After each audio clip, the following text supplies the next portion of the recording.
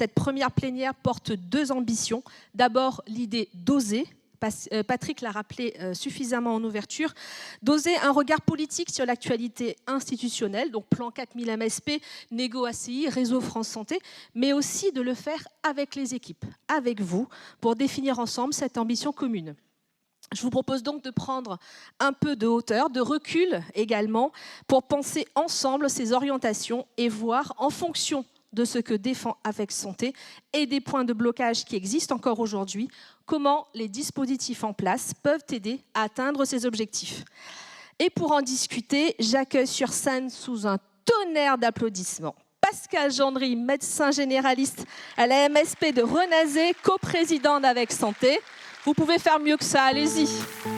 Emmanuel Barlerin, qui est déjà installé, infirmière à la MSP Saint-Just-en-Chevalet et également coprésidente. Et le troisième trinôme, Patrick Viatou, médecin, je ne le vois plus, médecin généraliste à Besançon, à la MSP Besançon, coprésident d'Avec Santé, mais également Carole Jaurès, diététicienne nutritionniste au pôle santé de Kervignac et présidente d'Avec Santé Bretagne. Et enfin, Maxime Bertolini, coordinateur au pôle de santé interprofessionnel Saint-Martin-d'Air et représentant de la commission coordination Avec Santé. Bonjour à tous. Bonjour Karen.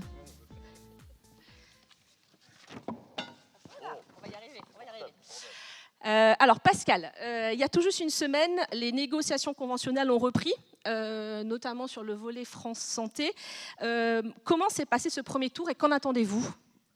Alors peut-être Karen, avant de commencer cette plénière, pourquoi cette plénière déjà aussi peut-être ? Parce que c'est une première pour nous de faire une plénière où on va peut-être un peu clarifier les positions d'Avec Santé. Il y a eu beaucoup d'interrogations tout au long de l'année sur certaines positions. L'actualité va à une telle vitesse et les sujets sont tellement grands, tellement complexes, tellement variés, qu'il nous semblait important de repréciser les positions d'Avec Santé pour les partager avec vous, en n'oubliant pas que, comme l'a dit Patrick tout à l'heure, nous sommes une fédération de fédérations, mais surtout, c'est des maisons de santé qui adhèrent dans un mouvement associatif à leur fédération régionale. Donc c'est un mouvement collectif et c'est un mouvement associatif. Donc c'est dans cet esprit que nous avons voulu un peu cette plénière un peu particulière. Et une fois qu'on a dit ça, je ne me rappelle plus de la question que tu as posée. Alors, les négociations ont repris en fin février. Qu'attendez-vous de ces négociations ? Et puis, comment ça s'est passé, ce premier tour de piste ? Alors déjà les négociations ont repris. Ah ben voilà une nouvelle.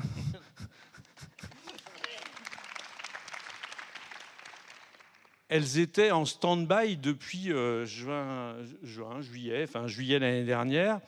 L'année dernière, au Havre, Thomas Fatome était très optimiste sur le fait que ces évolutions de l'ACI arrivent et soient signées très rapidement. Puis pouf, il y a eu un arrêt totalement involontaire, de notre part en tous les cas. Et on est ravis que ces négociations reprennent. Alors elles reprennent dans un cadre dont on va reparler ensemble, mais on a senti une première réunion. Alors on ne va pas dire tout ce qui s'est passé dans cette première réunion, et puis naturellement, une réunion, on ne fait pas toutes les négociations conventionnelles, mais déjà l'ambiance était plutôt sereine, avec une envie d'avancer partagée. Donc on peut, sans être naïf, espérer peut-être qu'enfin ces négociations aboutissent.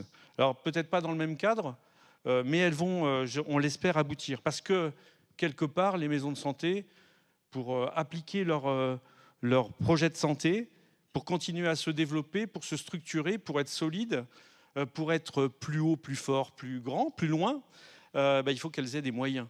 Et les moyens, c'est dans le cadre de l'ACI et on espère qu'on va avancer. Et juste un point de précision, on le sait, les maisons de santé représentent 60 à 70% des structures labellisables Réseau France Santé. Mais si une maison de santé ne veut pas l'être, il se passe quoi ? Eh ben, il paraît qu'on est dans un pays libre. Et la liberté d'avoir un label, elle appartient à l'équipe et à son projet de santé. Naturellement, on est libre ou pas, selon sa volonté, la volonté collective, de participer à cette labellisation. Bon, soyons cool, respirons un petit coup quand même. Cécile Courrèges l'a dit tout à l'heure, les critères de cette reconnaissance de Maison France Santé, c'est des choses qu'on fait au quotidien. Et la volonté, une des volontés, peut-être, en tout cas, la volonté de la CNAM, on espère la volonté du ministère, la volonté des ARS par cette labellisation, la volonté des conseils départementaux, puisqu'ils sont impliqués dans la labellisation, ou des préfectures, c'est aussi de reconnaître, de donner une certaine visibilité à nos pratiques. Nous sommes un espace où on accueille les gens 5 jours sur 7, où on applique des tarifs opposables, où la préoccupation d'accueillir des gens qui ont besoin dans la mesure de nos capacités, de nos possibilités, on le fait. Ça fait partie de notre cahier des charges. Et avoir dans une maison de santé un médecin, une infirmière, je pense qu'on le fait tous, quoi, en fait. Et en plus, il y a plus qu'un médecin, il y a plus qu'une infirmière, et il y a plein d'autres professionnels dans les maisons de santé. Donc, oui, on répond aux critères. Alors après, maintenant, ça va être à nous de jouer dans ces négociations conventionnelles pour que ces critères soient un des éléments des avancées de l'ACI, mais ne soit pas l'alpha et l'oméga des avancées pour les maisons de santé. Les maisons de santé sont des maisons de santé. Les maisons de santé sont peut-être, certaines sont maisons France Santé, d'autres pas. Mais les deux mots ne sont pas du tout synonymes. En plus, moi je préfère être MSP que MFS. Mars 2023, Saint-Malo, il y a un plan 4000 maisons de santé qui a été annoncé. On en compte 2981 au 31 décembre 2025. Comment ce réseau France Santé peut vous aider à atteindre cet objectif du plan 4000 ? Notre objectif, c'est 4000 maisons de santé en fin 2027. Notre objectif, c'est d'avoir le plus possible de maisons de santé qui répondent aux critères des maisons de santé. C'est-à-dire une équipe pluripro, pas que des médecins et pas que des infirmières, qui partagent un projet de santé, qui ont envie d'avancer, qui partagent des process, qui partagent des actions de prévention, des actions pour les soins non programmés, des actions pour accompagner les personnes les plus vulnérables, des actions pour prendre en charge les parcours les plus complexes. Bref, notre ambition, c'est de faire des maisons de santé et de construire des équipes qui sont solides. Notre ambition n'est pas de répondre à des critères décidés par qui que ce soit. On doit répondre à des indicateurs, certes dans le cadre de l'ACI, mais on ne répond pas à des indicateurs pour répondre à des indicateurs. On répond à des indicateurs parce qu'ils sont inscrits dans ce qu'on veut faire. Oui, on doit réfléchir sur l'accès aux soins, mais dans toute sa globalité, et pas se concentrer uniquement sur les soins non programmés. D'ailleurs, on ne construit pas un modèle de soins primaires sur le seul accès aux soins non programmés. On en est tous convaincus dans cette salle. Merci Pascal. Emmanuel, les négos de l'avenant 2 à la CIMSP, Pascal l'a rappelé, sont à l'arrêt depuis juin-juillet 2025. On peut le regretter parce qu'il y avait plusieurs sujets qui avaient été évoqués. Exactement. Essentiels pour les équipes également. Est-ce que... alors je ne sais pas si je peux vous... On se tutoie ? Oui, on peut se tutoyer. Est-ce que tu peux nous rappeler ce que défend Avec Santé et dans cet avenant 2 ? Alors, tout à fait. On tient à rappeler d'ailleurs qu'avec Santé, nous sommes seulement observateurs dans le cadre de ces négociations ACI. On avait émis à plusieurs reprises le souhait de devenir signataire de cet accord. Bon, malgré le fait qu'on ait défendu ce volet pour devenir signataire lors du PLFSS, le législateur, on a décidé autrement. Mais tout n'est pas dit à ce sujet. Pourtant, nous, on estime que notre légitimité à négocier, elle est là, puisque tu l'as dit tout à l'heure, on est presque 3000 maisons de santé, ce qui représente 52 000 professionnels de santé, malgré tout. 80% des équipes qui sont signataires de l'ACI, ça fait à peu près 2400 équipes. Donc, ce statut d'observateur, oui, il permet de contribuer et de donner notre avis, de questionner, de proposer. Pour autant, on trouve qu'il n'est pas suffisant et c'est dommage. Mais à force d'observer, quand on va signer, ça ne va pas rigoler. Nous, en tout cas, on a essayé de jouer notre rôle dans le PLFSS, notamment de cette année, et pour que cette anomalie, parce qu'on qualifie plutôt cette situation d'observateur au lieu d'être signataire d'anomalie, en fait, qu'on soit vraiment partie prenante de cet accord-là. Au même titre, d'ailleurs, que les centres de santé et, à bon entendeur, ceux qui écoutent, vous pourrez le rappeler. Pour nous, donc, l'ACI, c'est un outil qui est un outil clé en fait, du financement du travail d'équipe coordonné, parce qu'il permet, ce travail coordonné permet d'apporter beaucoup de bénéfices pour les patients, les usagers, les habitants, enfin ça dépend comment on les regarde. Mais on se demande bien quand ce législateur va assumer la cohérence et la pertinence de nous donner la main enfin à nous, qui savons ce que c'est que le travail d'équipe coordonné. Mais tout à l'heure, Pascal l'a dit, c'est souhaitable que cette reprise ait lieu.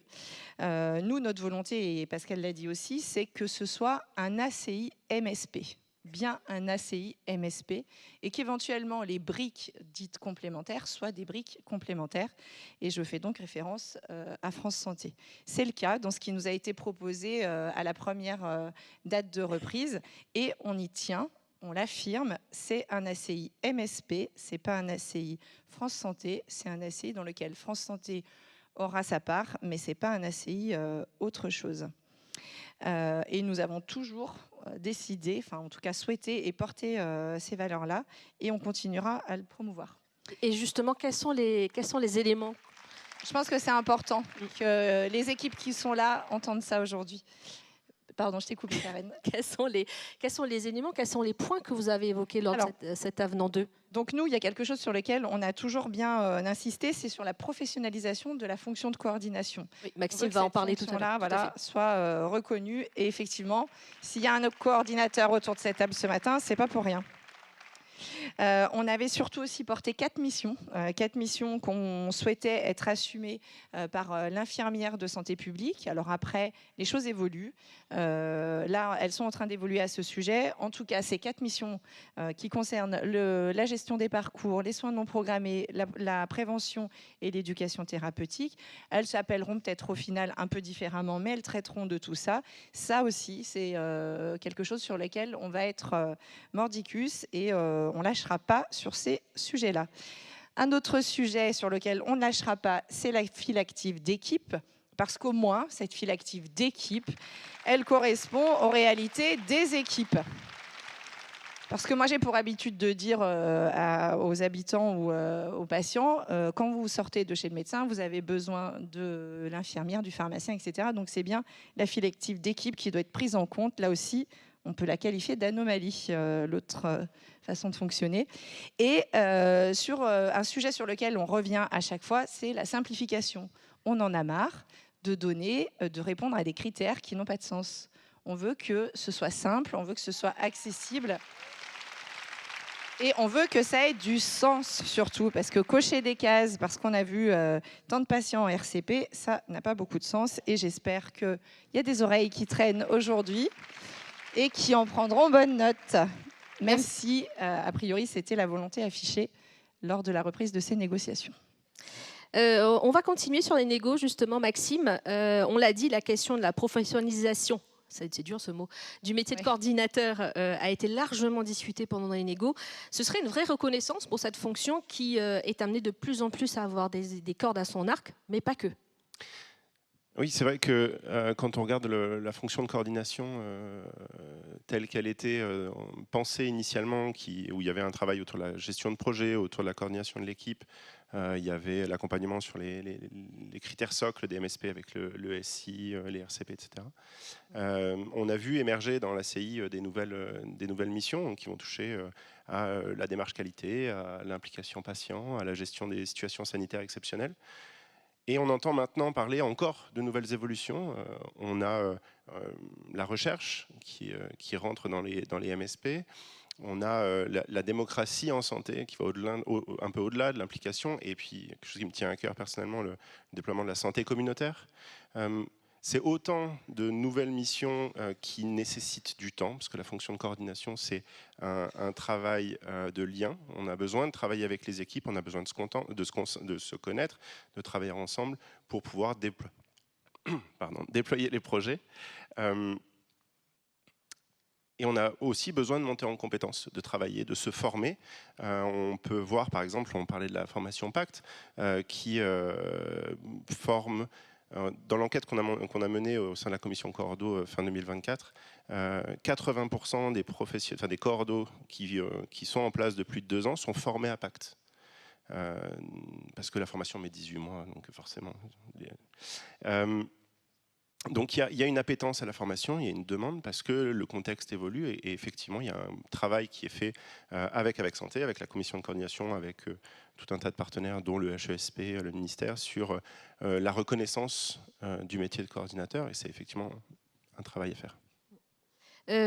Tu es représentant de la commission coordination avec Santé. Est-ce que tu peux nous rappeler à quoi sert cette commission et comment est-ce qu'elle intervient ? La commission des coordinateurs, c'est une commission d'Avec Santé, comme il y en a quelques-unes, qui est composée de 2 représentants de chaque fédération, représentants ou représentantes, souvent représentantes. On est 2 référents, avec donc, ma collègue Mégane de la fédération de Normandie. On travaille en fait à accompagner le conseil d'administration et le bureau dans toutes les missions qui auront un lien avec la coordination. On a des missions qui nous ont été proposées par le bureau. On peut aussi interpeller le bureau LCA sur des travaux qu'on veut proposer qui nous semblent pertinents. On a travaillé sur un kit d'intégration des coordos dans les MSP avec un guide de la coordination, avec des accompagnements sur les missions repères, etc. On travaille aussi, par exemple, sur la formation Pacte. On a participé à des groupes de travail sur l'actualisation de cette formation. Merci beaucoup Maxime. Alors, je vais passer le micro à ta voisine Carole. Tu es présidente donc d'Avec Santé Bretagne, on l'a dit. Maxime l'a rappelé, 80% des coordinateurs aujourd'hui sont formés à Pacte. Quel intérêt vois-tu que ce soit les fédérations régionales qui portent et animent la formation des coordinateurs ? Parce qu'il n'y a pas que Pacte. C'est pas un intérêt, c'est une obligation à mon sens, parce que les fédés régionales sont au cœur du système. On est en lien direct avec les équipes terrain, en lien direct avec le régional, en lien avec le national, et ça nous permet une réactivité presque immédiate. C'est-à-dire d'animer ces formations fait qu'on a tout de suite les problématiques, les besoins, on peut tout de suite réagir au moment de la formation. Et ça permet aussi aux fédés d'apporter une offre de formation pour les cordos, mais pas que, aussi pour les gouvernances, et d'adapter au mieux les besoins des équipes. Donc pour moi, c'est une évidence. Je tiens à dire que cette formation Pacte, elle est de qualité parce que ce sont les fédés qui l'animent. C'est nous la force de cette formation, et je salue tous mes amis formateurs relais dans la salle, mais c'est vraiment ce qui fait la qualité de cette formation Pacte, au-delà de l'EHESP. On va... plus précisément sur ta fédération, donc Essor est devenu Avec Santé Bretagne c'était en août 2025, c'est ça ? Pourquoi ce choix ? Est-ce que ça a changé le lien qu'avait la fédération avec le national ? Alors je ne pense pas avec le national, je ne crois pas. Nous avions un bon lien et ça n'a rien changé, ça ne fait qu'avancer. On a changé, déjà c'est parti d'un truc tout bête, on avait besoin de changer d'identité visuelle. Et puis, régionalement, on avait besoin de changer de nom, de passer à autre chose. Et on s'est dit, mais en fait, plutôt que d'aller courir ailleurs, soyons évidents, partons sur Avec Santé. Ça nous apporte une lisibilité indéniable. En fait, pour les équipes, c'est clair. Maintenant, on sait que vous êtes liés avec le national. J'insiste, c'est pas parce qu'on s'appelle Avec Santé Bretagne que nous n'avons pas notre identité régionale. On n'est pas forcément en phase sur tout. Ce qui est chouette dans ce mouvement, c'est que si on a des points, peut-être de divergence. On va trouver ensemble des points de convergence. On en échange. On a un CA au sein d'Avec Santé Nationale qui nous permet vraiment d'apporter les sujets et de les partager. Et je remercie encore l'écoute du national vis-à-vis de ça. On a l'équipe, la direction. Quand vous avez fait le tour des fédés, c'était fondamental. Ça a permis vraiment de prendre les besoins et de monter tout un tas de groupes de travail qui correspondent à nos besoins. Concrètement, c'est un exemple. On a comme toutes les fédés, des gros sujets qui nous remontent des équipes au niveau fiscalité, impôt sur les revenus, impôt sur les sociétés, TVA, pas TVA. Enfin bon, c'est un sujet, moi je veux bien l'entendre au niveau régional, mais je ne suis pas capable de le gérer. Heureusement que le national est là pour avancer sur ce sujet de fiscalité. L'exemple de Maison France Santé, ça a été typiquement, ça nous est tombé dessus tous. Hein. Bon, qu'est-ce qu'on en fait? On pose les questions au terrain, on remonte réellement les questions au national, et ensemble, le national, s'il n'avait pas les remontées directes de toutes les équipes, on n'avancerait pas. On a besoin de chaque équipe pour réellement faire avancer tous ces sujets. Et on ne peut pas les deviner. Et j'insiste, souvent des personnes me disent « Mais tu sais, Carole, je ne suis pas légitime pour aller parler à l'élu du coin. » Mais qui, plus que vous tous ici dans la salle, est légitime pour parler de vos maisons de santé? Personne. Surtout pas des cabinets privés ou autres. C'est vous qui êtes capable de défendre cela. Et je crois qu'il faut vraiment... On en a besoin si on veut que les députés portent nos voix.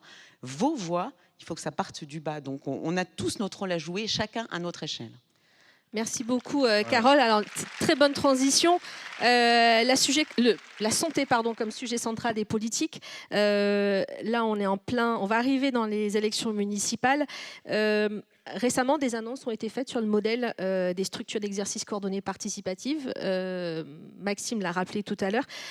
Patrick, comment se positionne Avec Santé sur notamment l'article 51 SECPA et surtout sur l'après-expérimentation? Alors, avant de zoomer sur SECPA, je pense que c'est important de rappeler que les MSP sont vraiment le terreau favorable pour tout ce qui est innovation, recherche, etc. Donc c'est de façon assez naturelle, finalement, que les MSP sont inscrites dans cette dynamique article 51. Les articles 51, dont SECPA, il y en a quelques-uns quand même qui nous concernent. Il y a IPEP, il y a PEPS, il y a Équilibre, etc., etc. Tous ces articles 51 font l'objet d'une phase expérimentale, puis d'évaluation. Et une fois que l'évaluation et les conclusions de l'évaluation sont données, en général, elles sont favorables. SECPA en fait partie, puisque les conclusions étaient favorables. La difficulté, c'est le passage à l'échelle. On est toujours dans cet étranglement, dans cet entonnoir, qui finalement voit des équipes qui, un peu la fleur au fusil, partent. Et c'est bien, il faut innover, etc. Mais qui ont quelque part, je pense, un peu naïvement, l'espoir que ça se passe très facilement après. Non, il y a à un moment donné une réflexion, il y a un devoir de se mettre autour de la table et de dire comment est-ce qu'on peut faire passer à tous, en tout cas au plus grand nombre, ces articles 51. Donc SECPA, ça a été tout un symbole, parce que, et c'est toujours un symbole, parce que SECPA, ça porte quand même des valeurs importantes. Si tu me parles de SECPA, je t'en parle un petit peu. C'est quand même la notion de participation des habitants, des usagers. C'est quelque part dépasser la rémunération à l'acte. Tout ça, bon, avec les médiateurs en santé, etc. etc. Donc c'est vraiment, ce sont des valeurs très importantes. Et tout d'un coup, cette annonce assez brutale que tout ça s'arrêtait pour... pas loin, pour les équipes qui quand même avaient pas mal de moyens, a été quand même pour nous, au-delà de SECPA, on s'est dit, ouïe, ouïe, ouïe, qu'est-ce qui va se passer pour tous les autres articles 51? C'était un stress. Puis finalement, ça s'est un peu calmé, mais c'est pas fini. C'est-à-dire qu'Avec Santé, de toute façon, accompagne, est très vigilant à ce qui se passe dans les articles 51. Et pour SECPA, puisque tu me posais la question de SECPA, il va y avoir là, demain, ou après-demain, une commission de veille et d'accompagnement pour voir un petit peu ce qui se passe et qu'Avec Santé puisse aussi donner un peu son mot là, sur les articles 51 d'une façon générale. Je te signale qu'on a quand même une chargée de mission au sein de l'équipe nationale, dont c'est aussi le boulot, quoi, de veiller sur les articles 51. Peut-être si je peux me permettre un petit complément pour être dans SECPA. La DGOS nous a informé très récemment que participerait au round de travail qui nous attendent à partir de la fin mars, qu'Avec Santé serait invité à participer avec la FNCS au groupe de travail pour accompagner ce passage au droit commun. Et s'il y a quelque chose qui doit être retenu, moi je pense, de cette période, c'est que effectivement, tout le monde avait conscience de cette difficulté du passage au droit commun, que ça serait concrètement une bagarre, hein, parce que effectivement les moyens qu'on a actuellement sont plutôt bons, et on savait que, en tout cas, on sait que ce qui nous attend et ce qui aurait dû nous attendre depuis mai dernier, ça va être des négociations âpres sur le modèle économique et sur les méthodes d'entrée de nouvelles structures dans SECPA. Mais ce qui s'est passé là, ça allait au-delà. C'était cette notion de, en fait, on va arrêter. Malgré les engagements pris, malgré les différentes justement évaluations positives et l'engagement de l'article 51, c'était ça va s'arrêter là. Donc voilà. Donc là, on rentre dans la normalisation de la relation où on va vraiment faire ce travail de passage au droit commun, où l'ensemble des structures de SECPA sont prêtes à se bagarrer sur ça. En tout cas, qui est là 13 MSP engagés, c'est peu finalement en nombre, mais c'est important. Le sujet est important.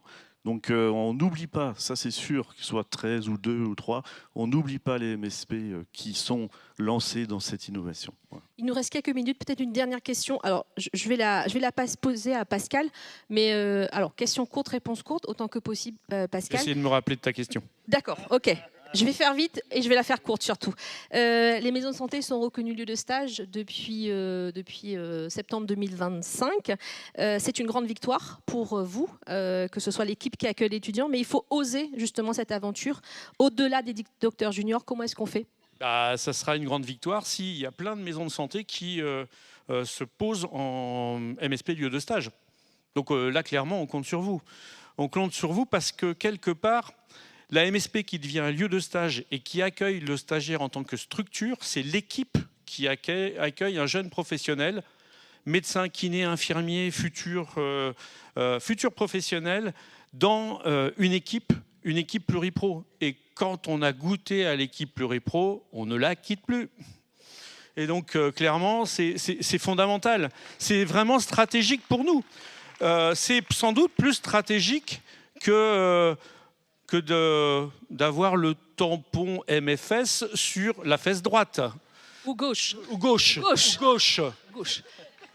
Merci. Emmanuel, une dernière question avant de... Très rapide. Très rapide sur justement le guide des élus que vous lancez. Voilà. Sur la priorité des Français, hein, c'est un sujet majeur pour les Français. La santé, bien sûr, et l'accès aux soins.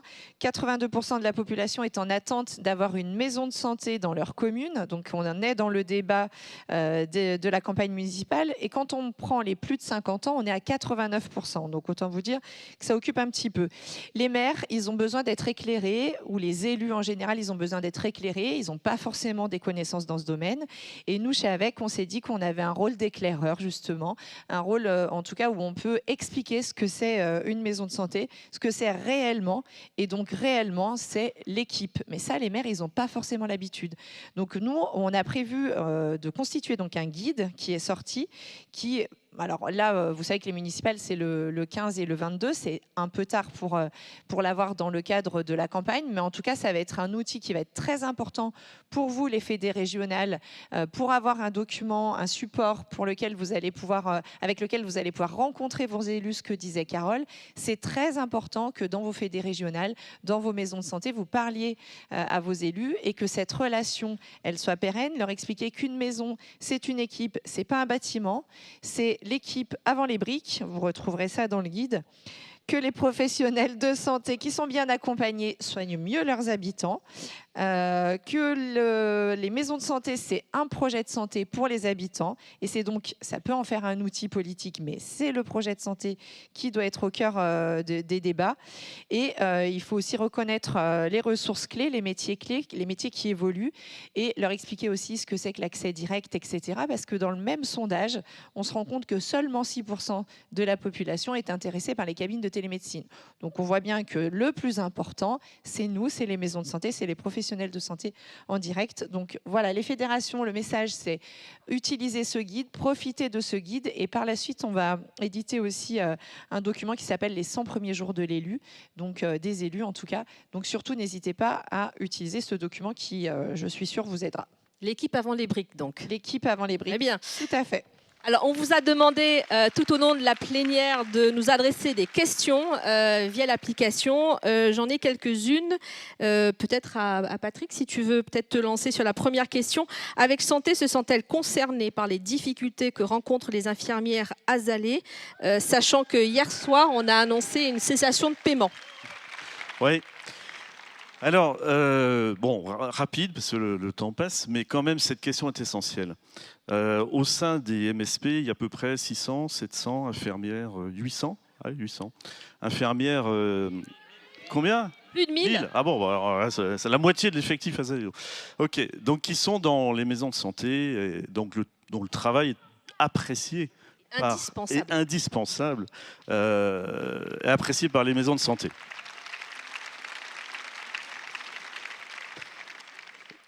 Les équipes stressent, et avant elles, les infirmières, puisque la situation n'était pas confortable.